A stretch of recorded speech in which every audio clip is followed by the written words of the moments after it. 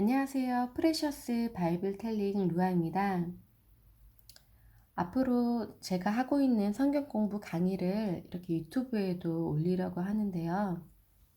먼저 여러분들이 쉽게 성경을 이해하고 성경에 대해서 깨달으면서 하나님이 누구신지 어떤 분인지 하나님의 마음과 하나님의 방법을 알아가시면서 하나님과 동행하는 삶을 사실 수 있는 그 목적을 가지고 성경 공부 강의를 시작을 했습니다. 다음 시간부터 창세기부터 순차적으로 강의를 업데이트 할 건데요. 성경 공부 강의를 본격적으로 시작하기 앞서서 이 시간에는 성경 전체 스토리가 어떻게 흘러가는지를 간략하게 설명해 드리려고 해요. 이 전체 내용을 간략하게라도 여러분들께서 파악을 하고 계셔야지만 성경을 읽고 강의를 들을 때에 좀 이해하기가 쉬우시거든요. 그래서 제가 이렇게 A4 용지 2장 분량으로 성경의 전체적인 흐름이 어떻게 흘러가는지를 정리를 해봤습니다. 그래서 이 시간에는 성경의 전체 내용을 간략하게 개괄하는 그런 시간을 가지겠습니다. 먼저 성경의 처음부터 하나님께서 천지를 창조하신 이야기부터 나오잖아요. 처음에 하나님께서 천지를 창조하시기 전에 이 공간, 이 상태는 어둠이었고 아무것도 없었고 질서가 없었고 부재한 그런 상태였습니다. 이 공간에 공허하고 혼돈스러운 이 공간에 하나님께서 빛으로 이 세상의 빛으로 밝히셨고 아무것도 없던 공간에 생명을 하나님께서 창조하셨고요. 그리고 질서가 없었던 공간에 질서를 세우셨습니다. 이 모든 것들이 하나님의 말씀이 임하니까 어둠에서 빛으로, 무에서 유로, 무질서에서 질서로 이렇게 생명력이 가득하게 된 거죠. 하나님께서 천지를 창조하신 부분은 특징이 있습니다. 하나님께서 연합의 상태로 이 세상을 만드셨다는 거예요. 그러니까 하나님과 사람이 온전하게 연합이 된 상태였고요. 사람과 사람, 아담과 하와, 서로 부부 사이에도, 그러니까 사람 간의 관계도 온전하게 연합이 되어 있는 상태였고, 자연과 사람도 마찬가지고요. 하늘과 땅이, 모든 것들이 다 하나님 안에서 하나가 되어 있는 상태였다는 거죠. 그런데 죄 때문에 분열이 되기 시작한 거죠. 하나님과 사람의 관계도, 사람 간의 관계도, 사람과 자연의 관계도, 자연 간의 관계도, 모든 것들이 다 분열이 된 결과를 초래했습니다. 아담이 가인과 아벨을 낳았었는데 가인이 아벨을 죽이면서 추방을 당해서 가인이 자신만의 인류 문화권을 형성을 하는 그런 애녹성을 짓게 되죠. 거기서 인류의 그런 문화가 발전하게 되면서 죄도 창궐하게 되는데 동시에 하나님께서는 아벨 대신에 아담에게 셋을 주셨고요. 그 후손이 노아죠. 그 후손 중에서 노아라는 한 사람을 선택을 하셔서 하나님께서 이 당시에 창궐했던 모든 죄를 청산하시기 위해서 홍수 심판을 하시는데 이때의 가인의 후손들은 다 멸절하게 됩니다. 오직 노아와 그 세 명의 아들과 아내들만 살아남게 되는데 이 세 명의 아들을 통해서 다시 인류가 번성하게 되죠. 그 중에 둘째 아들인 함의 아들인 가나안이 저주를 받아서 이 가나안을 통해서 새 인류에 또다시 죄가 창궐하게 되는 거죠. 하나님께서는 첫째 아들인 셈을 통해서 이 구원의 경륜을 이어나가십니다. 이 빨간 선이, 제가 표시한 이 빨간 선은 하나님께서 약속하신 그 구원의 경륜에 성취되는 과정입니다. 셈을 통해서 그 구원의 경륜이 이루어져 나가고요. 이 셈의 후손 중에서 아브라함이라는 한 사람을 선택하시죠. 아브라함은 본래 75세 때까지 자녀를 얻지 못했던 할아버지였는데 본래대로라면 그렇게 자녀 없이 늙어서 죽어서 이름이 기억되지 않았을 그냥 역사 속에 살다 간 한 사람에 불과했을 할아버지였는데 하나님께서 이 아브라함을 부르셨고, 아브라함은 이 후손을 주시겠다는, 땅을 주시겠다는 하나님의 그 약속을 믿은 그 믿음 때문에 이삭이라는 아들을 얻게 되죠. 즉 이삭은 육체적으로 아브라함이 자연 발생적으로 얻게 된 아들이 아니고 오로지 믿음 때문에 하나님께서 창조해 주신 아들이라는 거예요. 즉 이삭을 통해서 형성이 된 이스라엘 민족은 한국, 중국, 일본, 미국 다른 모든 나라와 민족들처럼 자연적으로 발생된 민족이 아니고 믿음 때문에 하나님께서 창조해 내신 그런 특별한 민족이라는 거죠. 원래대로라면 이 땅에 존재하지 않았을 민족이라는 거예요. 그런데 하나님께서 한국이나 미국이나 모든 민족 중에서 하나를 선택한 게 아니시고 모든 민족을 구원하시기 위해서 한 거룩한 민족이 필요하셨는데 그 민족을 하나님께서 모든 민족 중에서 선택하신 게 아니고 왜냐하면 모든 민족이 다 죄의 아래 있었기 때문에 하나님께서는 믿음을 가진 한 사람을 통해서 믿음의 민족을 창조해 내신 거라는 겁니다. 아브라함은 이삭을 낳았고요. 이삭은 야곱을 낳았고 그러니까 이 에서와 야곱 중에서 야곱을 통해서 구원의 경륜이 흘러갑니다. 야곱은 12아들을 낳았고요. 이 중에 12아들 중에 장자권이 요셉에게 있었지만 구원의 경륜은 넷째 아들인 유다를 통해서 흘러내려갑니다. 그래서 유다를 통해서 이 구원의 경륜이 흘러내려가고요. 12아들을 통해서 이스라엘이라는 한 민족으로 이제 민족이 생겨나게 됩니다. 그러니까 하나님께서 바벨론 땅 갈대아 우르에서 아브라함을 가나안 땅으로 인도하십니다. 가나안 땅을 하나님께서 약속으로 주셨는데 그래서 아브라함은 그 땅에서 죽을 때까지 살죠. 이삭도 가나안 땅에서 태어나서 그 땅에서 죽게 되고요. 야곱도 가나안 땅에서 태어났어요. 근데 하나님께서 요셉을 12아들 중에 요셉을 먼저 애굽 이집트로 보내셔서 거기에 터전을 마련하게 하시고 야곱과 12아들과 이 12아들의 아내와 아이들까지 한 70여 명을 애굽으로 이주시키십니다. 그래서 거기서 400년 동안 번성하게 돼요. 이스라엘의 민족으로. 그래서 다시 하나님께서 이 이스라엘 민족을 가나안 땅으로 다시 인도하시는 거죠. 이 가나안 땅은 함의 아들 가나안의 후손들, 아브라함의 후손인 이스라엘이 이 함의 아들인 가나안의 후손들을 정복하러 가는 겁니다. 이스라엘이 출애굽을 하죠. 하나님께서 모세라는 지도자를 보내주셔서 애굽의 10가지 재앙을 내리시면서 결국엔 이스라엘을 인도해 내시고요. 이스라엘은 광야로 들어가게 되죠. 광야에서 시내산에서 하나님께서 이스라엘과 언약을 맺으십니다. 그 언약은 마치 결혼식과 같은 의미예요. 모든 민족 중에서 내가 너희 하나님이 되겠다. 너희는 나의 민족이 되라. 그렇게 언약을 체결합니다. 모든 민족들과 하나님 사이에서 선 중보자로서의 기능을 이스라엘이 했어야 되는 거죠. 이스라엘을 통해서 하나님의 구원의 복이 흘러가야 되는 거였어요. 결혼을 하면은 서로 배우자에게 집중하고 정절을 지켜야 되는 그런 의무가 주어지잖아요. 마찬가지로 이스라엘도 하나님의 민족으로 정식으로 언약이 체결됐고 하나님께 택하심 받았기 때문에 하나님께로부터 말씀을 받습니다. 계명과 율법을 받게 되고요. 이스라엘이 특별한 민족이지만 하나님의 말씀을 지키는 이 조건을 수행하지 않는다면 이스라엘도 다른 민족들과 다를 바가 없는 죄악된 민족이 되는 거예요. 하지만 이스라엘이 하나님의 말씀을 잘 지킨다면은 특별한 민족이 되는 거죠.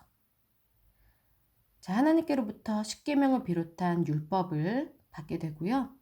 이 말씀을 지킬 의무를 가지게 됩니다. 하나님께서는 이제 이스라엘 안에 거하시기 위해서 가시적인 성막을 제작하게 하십니다. 그러니까 이스라엘 가운데 거하신다는, 하나님께서 거하신다는 가시적인 증거로서의 성막을 이스라엘이 만들게 되죠.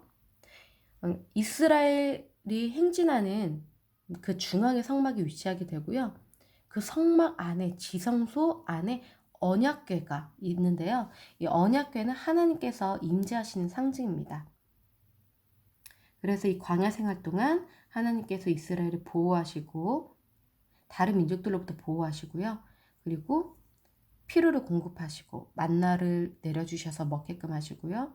신발을 40년 동안 닳지 않게끔 하시고, 그리고 불기둥과 구름기둥으로 갈 길을 인도하시죠. 드디어 가나안 땅에 도착을 합니다. 그때에는 모세의 시종이었던 여호수아가 이스라엘의 지도자가 되어서 정복전쟁을 지도를 하는데요. 가나안 땅을 차지하고 나서 이 12지파가 다 땅을 나눠서 가집니다. 땅을 분배하는데 이 레위 지파는 하나님께 거룩하게 구별을 받았기 때문에 땅을 분배받지 않아요. 즉 이스라엘이 모든 민족 중에서 특별하게 선택을 받아서 모든 민족에게 하나님의 말씀과 복을 전달하고 모든 민족을 대신해서 하나님께 간구를 하는 그런 중보자로서의 역할을 이스라엘이 받은 거잖아요. 이스라엘 안에서는 12지파 안에서는 레위가 바로 그 역할을 한다는 거죠. 다른 지파들을 위해서 하나님 앞에 제사를 드리고 하나님의 말씀을 전달하는 그런 역할을 하게 되는데, 이런 성막을 만지고 이동시키고 이런 하나님께 제사를 드리고 이런 모든 일들은 레위 지파 사람만이 할 수 있는 일이었어요. 그렇게 되면은 이 한 지파가 비잖아요. 이 요셉의 두 아들이 각각 지파를 받게 됩니다. 요셉의 두 아들인 에브라임과 므낫세가 야곱에게 입양이 돼요.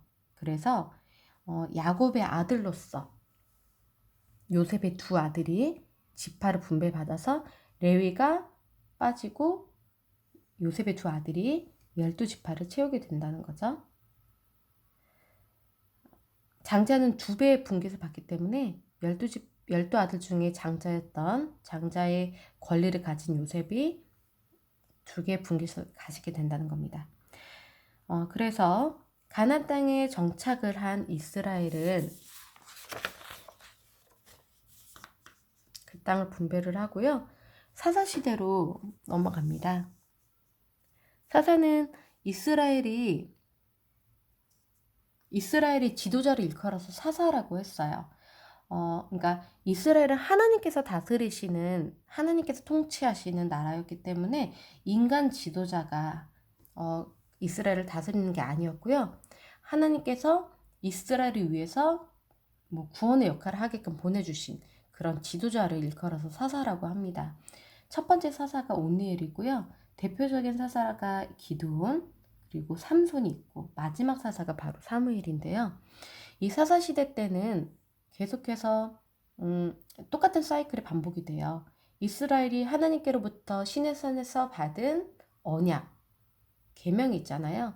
그것을 지켜야지만 이스라엘이 모든 민족 중에서 거룩한 민족으로서 기능을 할 수가 있는데, 이스라엘이 우상 숭배함으로써 말씀을 어기고 하나님께서는 다른 민족을 통해서 징계하십니다. 그러면 또 울며 불며 이스라엘이 회개하고 하나님께 부르짖고요. 하나님께서는 기드온, 삼손, 온니엘 이런 사사들을 보내셔서 또 이스라엘을 구원해 주세요.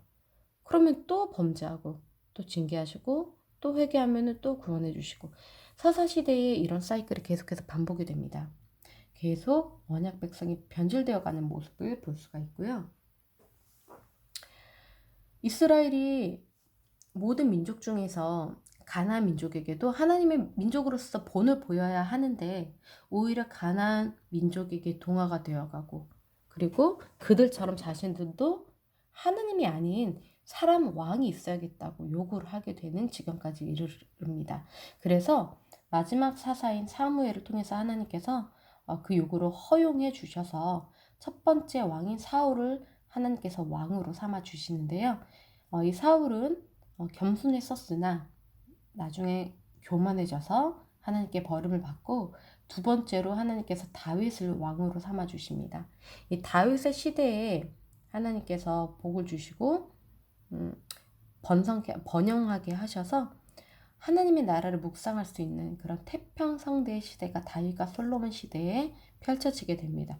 다윗은 하나님을 사랑하는 사람이었고 하나님의 마음에 합한 사람이었기 때문에 복을 받는데, 다윗이 유다 지파였어요. 그렇기 때문에 유다의 지파, 이 다윗의 계보 안에서 예수님께서 오십니다. 이 다윗이 하나님을 사랑해서 하나님께서 이제 거하실 성전을 지어야겠다 다짐을 해서 솔로몬 때의 그 성전을 솔로몬이 건축을 하게 됩니다. 하지만 솔로몬이 말년에 우상 숭배를 허용함으로써 하나님을 슬프시게 했기 때문에 징계를 받아서 솔로몬의 아들 때에 이스라엘이 분열되게 됩니다. 남한과 북한이 분열된 것처럼 남유다, 그러니까 이 유다 다윗의 지파인 유다 지파 하나만 남고요. 나머지 10지파가 다 북이스라엘로 가버립니다. 북이스라엘과 남유다로 분열이 돼서 각각 정권이 달라지게 되는 거죠. 그래서 이 북이스라엘은 계속 반역을 거듭하는 역사가 이어집니다. 그래도 남유다는 우상 숭배하는 왕들도 계속 있었지만 하나님 앞에 바르게 선 왕들도 간혹 나타나는데, 그래도 결국에는 북이스라엘은 먼저 멸망하게 되고 남유다도 멸망하게 됩니다. 이 왕들은 두 가지에 의해서 평가를 받아요. 하나님께 순종했느냐, 순종하지 않았느냐. 결국에는 이 분열왕국 시대에 계속해서 언약 백성이 부패해져 가고요. 하나님께서는 선지자들을 보내셔서 경고를 하십니다. 회개를 촉구하시고요. 대표적인 이때의 선지자들, 예를 들면 구약의 뒷부분에 나와 있는 선지자들의 이름, 호세아라든지 아모스, 이사야, 미가, 여러 그 선지자들이 다 이때에 북이스라엘의 선지자도 있고요. 남유다 선지자들도 있어요. 회개를 촉구하고 심판을 경고했지만 회개하지 않아서 결국에는 심판을 받아서 바벨론의 포로로 끌려가는 사건이 벌어집니다. 하지만 바벨론의 포로로 끌려갔어도 하나님께서 이스라엘을 보호하시고 그 소망의 메시지를 전해주시죠. 이때 대표적인 사람으로 다니엘이 있죠. 바벨론에서도 총리가 돼서 그때 그곳에서도 하나님께 기도하는 하나님과 언약 백성으로서 이스라엘 모습을 보호받는 이스라엘의 모습을 다니엘에 보여주고요. 정권이 메데 바사 제국 시대로 넘어갔는데 이때의 대표적인 인물로는 또 에스더가 있죠. 에스더도 마찬가지로 이방 땅에서 그의 백성을 그래도 보호해 주시는 하나님을 드러내는 성경의 에스더서죠. 결국에 70년 만에 하나님의 말씀대로 그 은혜로 이스라엘로 돌아오지만 헬라 시대, 로마 시대에 이르기까지 계속해서 다른 나라의 압제 아래에 있게 됩니다. 로마 시대 때 예수님께서 오시죠. 예수님께서는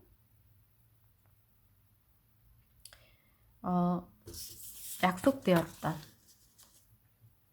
하나님께서 아담과 하와에게 심판을 선언하시면서 말씀하셨던 여자의 후손, 그러니까 모두 인류는 다 남자의 씨로 말미암은 남자의 후손이잖아요. 하지만 예수님께서는 남자의 씨로 비롯된 존재가 아니시죠. 처녀 마리아의 몸에서 성령으로 잉태가 되신 유일무이한 존재이십니다.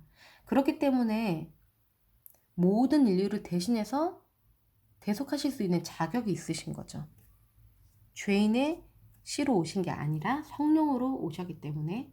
하지만 사람의 몸에서, 처녀의 몸에서, 여자의 몸에서 나셨기 때문에 사람의 대표로서도 자격이 있으신 겁니다. 예수님께서는 하나님의 아들로서 인류를 대속하기 위해서 오셨는데, 자, 이스라엘은 이 시내산에서 하나님의 말씀을 받았잖아요. 하지만 그 말씀을 지키지 못해서 실패를 했는데, 예수님께서는 하나님의 말씀 그 자체이세요. 요한복음 1장을 참고하시면 더 이해가 되실 겁니다. 예수님께서는 정체성이 하나님의 말씀이세요. 즉 그 말은 이스라엘처럼 우리가 어떤 율법을 손에 받아서 이것을 지켜야지만 우리가 구원을 받는다. 이게 아니라 말씀이신 예수님 자체를 우리가 받아들이면, 우리 안에 그 말씀이신 예수님 자체를 우리가 모셔드리면 그것이 구원의 조건이 되는 것이죠. 구원의 근거가 되는 거고요. 예수님께서는 12 제자들을 뽑으셨고 그들을 통해서 복음을 전하게 하셨고요. 바울을 통해서 이방인들에게도 복음이 전해지게 하셨습니다. 그래서 이방인들도 이 새로운 이스라엘의 그러니까 구원의 공동체, 구원받는 공동체 안에 편입이 될 수 있었던 거고요. 근데 애초부터 이스라엘은 혈연 공동체는 아니었어요. 아브라함이 육체적인 노력으로 얻은 아들이 아니었고 믿음 때문에 창조된 아들, 믿음으로 인해서 창조된 민족이었기 때문에 믿음이 있는 자는 누구든지 이스라엘에 편입될 수가 있었죠. 그래서 출애굽 당시에도 많은 민족들이 편입돼서 함께 출애굽을 했다고 나오고요. 예수님의 계보에도 다른 민족들이 뭐 라합이라든지 룻, 다 이 민족들이 여자를 통해서 그 계보 안에서 예수님께서 오셨죠. 그들의 특징이 뭐죠? 라합이라든지 룻, 이들은 믿음 때문에, 다말도 마찬가지고요. 믿음 때문에 이스라엘의 계보에, 이 구원의 계보에 편입이 될 수 있었던 겁니다. 믿음이 있는 자라면 누구든지 이스라엘이 될 수가 있었고, 믿음이 있는 이방인이라면 누구든지 새 이스라엘이 될 수가 있다는 거죠. 이것이 바로 기쁜 소식, 복음이라는 겁니다. 바울이 유럽 곳곳에 교회를 세웠고요. 복음은 동서남북 곳곳으로 퍼져나갔지만 여기서는 큰 맥락에서 이제 복음이 크게 유럽으로 이동을 했고 미국으로 그 다음에 한국에 이르기까지 그리고 여기에 내 이름, 나에 이르기까지 복음이 이렇게 흘러왔다는 것을 알 수가 있습니다. 그래서 이렇게 A4 용지 2장 분량으로 제가 정말 간략하게 성경의 전체적인 스토리 그리고 구원의 경륜을 간략하게 이렇게 설명을 드렸어요. 이것을 기억을 하고 계신다면은 앞으로 성경 강의를 들으실 때에 좀 더 성경이 잘 이해가 되실 거예요. 이것을 항상 앞으로 기억을 하면서 성경 강의를 들으시면 좋겠습니다. 다음 시간부터는 창세기 1장 1절부터 창세기부터 순차적으로 성경 강의를 이어나가겠습니다. 감사합니다.